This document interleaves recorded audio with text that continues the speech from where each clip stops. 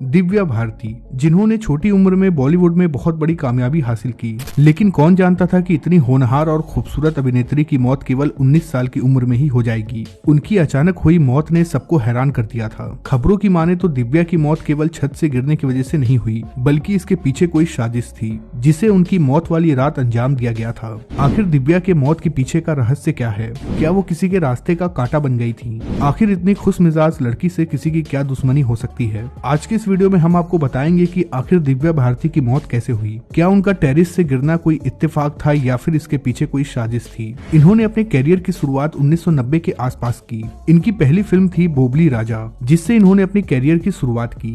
ये एक south Indian movie थी, लेकिन इनकी खूबसूरती और कमाल के अभिनय को देखते हुए इन्हें जल्द ही बॉलीवुड में मौका मिल गया। फिर वो मुंबई आई, जिसके अगले एक साल में इन्होंने 10 फिल्मों में काम किया। इन्होंने एक के बाद एक हिट फिल्में देकर उस वक्त की हीरोइनों को चुनौती दी। इन्होंने ऐसा काम किया जिसके बाद बॉलीवुड का हर एक डायरेक्टर इनके साथ काम करना चाहता था, लेकिन इस दरमियान इनकी उम्र बहुत कम थी, इसीलिए इन्हें बॉलीवुड की गुड़िया भी कहा जाता था। आपको बता दें कि इनका जन्म 25 फरवरी 1974 को हुआ था, जबकि 5 अप्रैल 1993 को इनकी मौत हो गई। इनकी मौत को अब 29 साल पूरे हो चुके हैं। मुंबई पुलिस 1998 में ही इनके मौत से जुड़े केस को बंद कर चुकी है। पुलिस ने ये मानकर इनके केस को बंद कर दिया कि ये एक हादसा था। महज 14 साल की उम्र में ही इन्होंने अपना मॉडलिंग करियर शुरू कर दिया था। दोस्तों, इनके पीछे दर्शक कितने पागल थे आप इस बात से अंदाजा लगा सकते हैं कि इनके मौत के 9 महीने बाद रिलीज हुई फिल्म शतरंज भी हिट साबित हुई। दोस्तों, इन्होंने बेहद कम उम्र में 10 मई 1993 में शादी कर ली। इन्होंने जिससे शादी की वो थे साजिद नाडियावाला। हालांकि ये बात मीडिया और लोगों से छिपाने की भरपूर कोशिश की गई। दरअसल इनकी मुलाकात साजिद से 16 और शबनम के सेट पर हुई। इस सेट पर साजिद अपने दोस्त गोविंदा से मिलने आए थे। फिर गोविंदा ने ही दिव्या भारती को साजिद से मिलवाया,